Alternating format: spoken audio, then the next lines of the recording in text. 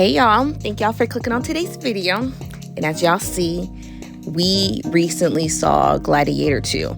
Now, this has been out for a little while now, but we're finally diving in with our quick thoughts and our gut reaction to this epic sequel. This is all about our fresh take on the movie, looking at it as a standalone experience. Before we jump in, let's hear from you. Did you love the original Gladiator? Have you seen it? Drop your thoughts in the comments below and, chop it up with us. We can't wait to hear what y'all say. And as always, this review is spoiler free to make sure it's a story you'll want to see. Let's check it out.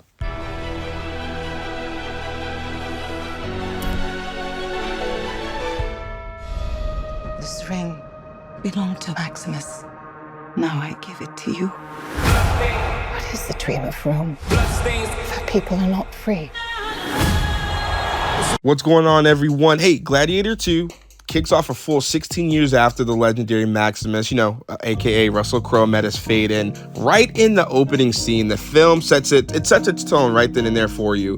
It's this war sequence introducing us to the key players in the film. You got Pedro Pascal's character and Paul Mescal as the Roman refugee who, on the posters and everything. And while the pacing feels a little bit choppy at times, you could definitely sense where the story's heading even very early on. Amid the chaos of battle, we do meet a host of intriguing characters, and that includes the new emperors, Lucilla, and that's, Maximus's old flame in the first one. She's now married to Acacius, who is Pedro Pascal's character. And then there's Denzel Washington, who absolutely owns his role. He's a seasoned veteran gladiator handler, and he's basically out there looking for, new people to go ahead and represent him. And he finds this fierce in Lucius, that Roman refugee, and he puts him through a series of brutal tests, and he basically states that there's no mistake. He sees that this rage and revenge from the earlier war that he has, he notices something in him, and that really starts us on his journey from there.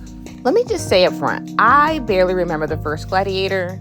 I know I've seen it, I just don't remember anything about it. So, going into Gladiator 2, I felt like walking in blind. I had a rough idea of what to expect, but not much else. And from the very first scene, though, this movie grabbed my attention and didn't let go.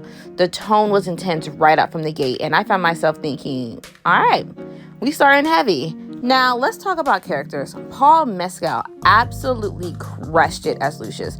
From his intense fight scenes to the raw emotional moments, his performance was nothing short of stellar. He brought depth and power to every scene he was in, making Lucius a standout character in this movie. Since we're talking about performances, let's go ahead and hand out this Heartbeat MVP award now. Let's go give it to none other than Denzel himself.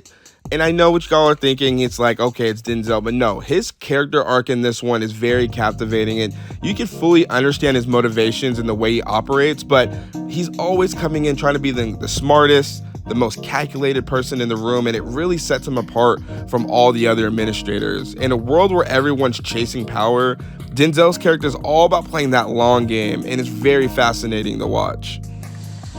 Gotcha. So I would like to thank everyone. Now, while many of the performances were solid, nobody was just coming in and trying to cash a check. I really felt that vibe, but let's talk about the antagonists, the emperors, to be specific. Their backstory was very shaky.